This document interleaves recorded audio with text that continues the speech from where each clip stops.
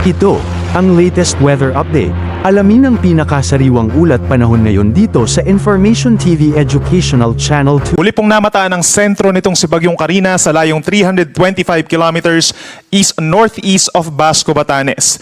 Taglay nito ang maximum sustained winds na 150 kilometers per hour, so bagyang lumakas pa po ito at meron itong gustiness na hanggang 185 kilometers per hour. Ito po'y kumikilos pa rin pahilaga sa bilis na 20 kilometers per hour. Itong si Bagyong Carina ang nagkokos po ng mga pag-uulan at may kalakasang hangin sa malaking bahagi po ng Luzon, Visayas, and western portion of Mindanao. Ito po yung habagat natin or southwest monsoon na siyang makakaranas or mararanasan pa rin ng ating mga kababayan sa susunod po na 2 araw. Pinakamalalakas pa rin po yung mga pag-ulan dahil sa habagat dito po sa may western side, simula po sa may Ilocos region, pababa ng Zambales, Bataan, ilang pambahagi po ng Cordillera region, lalo na sa Abra and Benguet, pababa dito sa may parting Calabar Zone, Metro Manila hanggang Occidental Mindoro, sila po yung mga karanas overnight na mga heavy to intense na mga pag-ulan. Kaya nandyan na po yung mga banta ng baha at pagguho ng lupa.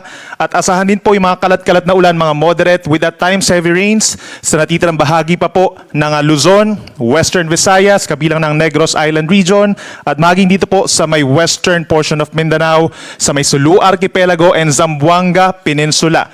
Pero pinakang uulanin po at mga karanas din ng direktang epekto, ito mga kababayan po natin sa may Ilocos Norte, Apayao at malaking bahagi po ng Cagayan Valley.